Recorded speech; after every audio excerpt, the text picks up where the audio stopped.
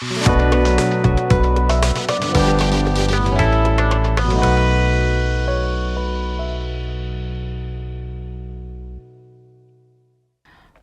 င်္ဂလာပါခင်ဗျာယခုကျွန်တော်တင်ဆက်ပေးမယ်ဝိညာဉ်ရေးအဆောင်ပါလေးကတော့2023ခုနှစ်မေလနဲ့ဇွန်လထုတ်ခွန်အားယူရမြစ်တတမန်မဂ္ဂဇင်းမှာတတသိန်းရေးသားသည့်မြင်သာမြင်မကျင်ရသူများဆိုတဲ့ဝိညာဉ်ရေးအဆောင်ပါလေးပဲဖြစ်ပါတယ်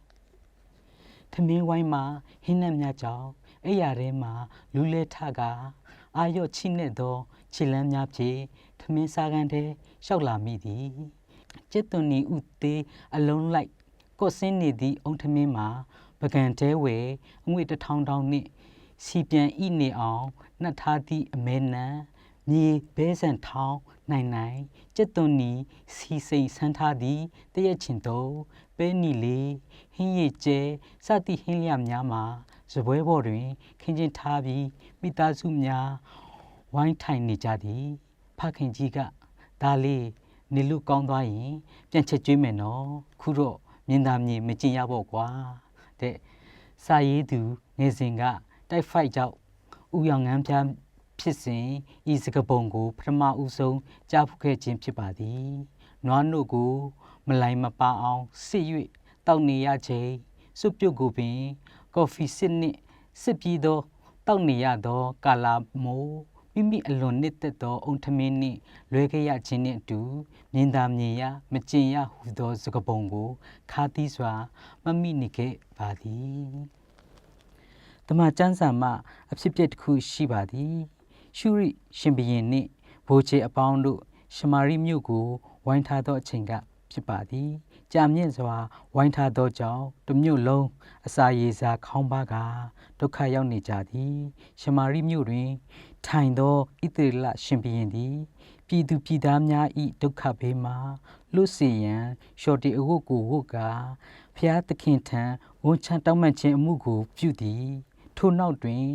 ဖျားသင်၏လူအေလိရှဲထံတမန်တယောက်ကိုစေလွတ်ကာအကျိုးအကြောင်းပြောစေသည်အေလိရှဲကထာဝရဘုရားမိန့်တော်မူသည်ကားနှစ်ဖြန်နေယခုချိန်တွင်ဂျုံမုံညက်တစိတ်ကိုငွေတစ်ကျပ်မူရောဆန်တစ်ခွဲကိုတစ်ကျပ်နှင့်ရှမာရိမြို့ဝင်ပေါဝတွင်ရောင်းရလိမ့်မည်ဟုဆင့်ဆို၏ထာဝရဘုရား၏လူအေလိရှဲဆင့်ဆိုစကားကိုမယုံဘဲပြည့်ရဲ့ပြုသောသူရှိပါသည်ထိုလူမှာရှင်ဘုရင်မိချင်းကိုခံရသောအမတ်ဖြစ်ပါသည်ထိုအမတ်က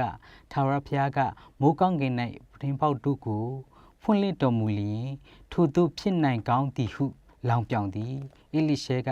သင်သည်ကိုမျက်စိနှင့်မြင်ရတော်လဲမစားရဟုပြန်ပြောပါသည်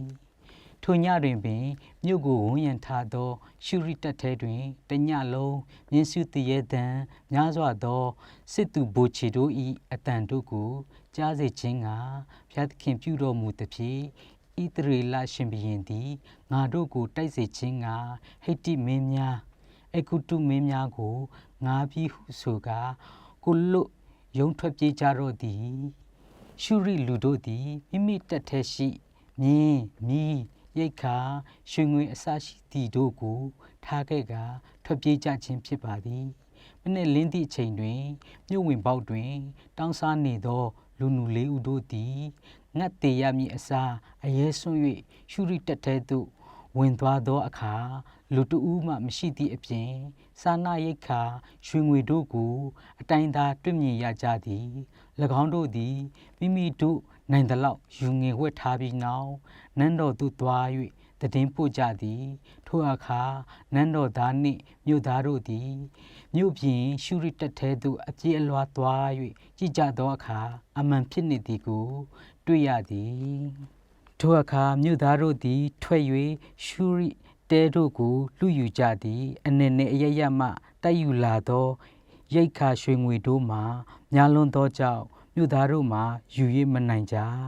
ထာဝရဘုရား၏စကားတော်အတိုင်းဂျုံမုတ်ညက်တစိတ်ကိုငွေတစ်ကျပ်မူရောဆန်တစ်ခွဲကိုတစ်ကျပ်နှင့်ရောင်းကြသည်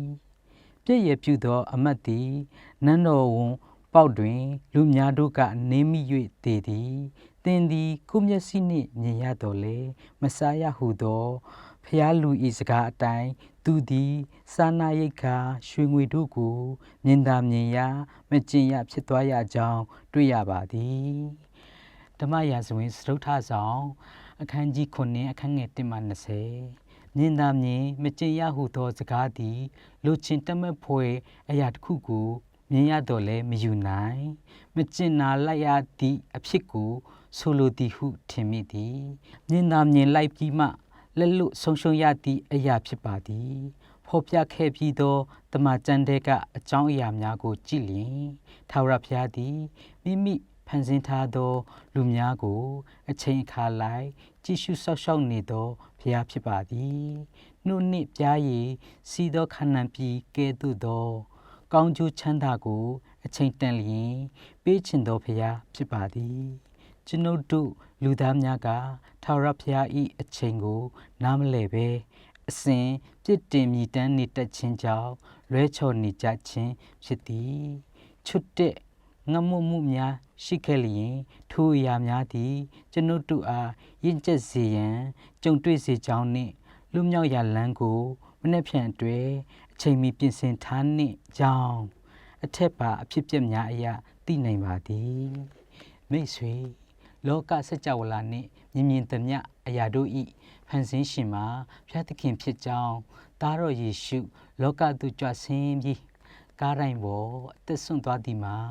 ကျွန်ုပ်တို့အတွက်ဖြစ်ကြောင်းသုံးရက်မြောက်နေ့တွင်ထမြောက်ရှင်ပြန်ထာဝရအသက်ရှင်တော်မူသောဘုရားဖြစ်ကြောင်းသင်ယုံကြည်လျင်ထာဝရအသက်သည်သင်နှင့်ကျွန်ုပ်အတွက်ဖြစ်ပါသည်မယုံကြည်လျင်အပြစ်များသောလူတဘာဝမှုနောက်ဆုံးလားရာမှာငရဲဖြစ်ပါသည်အသက်စာဆောင်၌စည်ရင်မဝင်သူများရှိသမျှတို့သည်ထာဝရမီးအိုင်ထဲမှအဆုံးသတ်ရမည်ဖြစ်ပါသည်ဖျားသခင်ဤသားတော်ကိုယုံကြည်သောသူပေါင်းတို့သည်ကြည်လင်သောဖန်နှင့်တူသောရွှေစင်မြို့ထဲမှထာဝရစံစားနေကြရမည်ဖြစ်ပါသည်ထိုသူများကိုမြင်သာမြင်ရမကျင်ရသူမှာသင်မဖြစ်စေဖို့ရေးကြည့်လာပါကြောင်းအတိပေးနှိုးဆော်လိုက်ရပါသည်ဤဝိညာဉ်ရေးဆောင်းပါးလေးကတော့ဤများလောက်ပင်ဖြစ်ပါသည်ဂျာနာသူရောက်စဉ်တိုင်းဖျားရှင်ကောင်းကြီးပေးပါစေ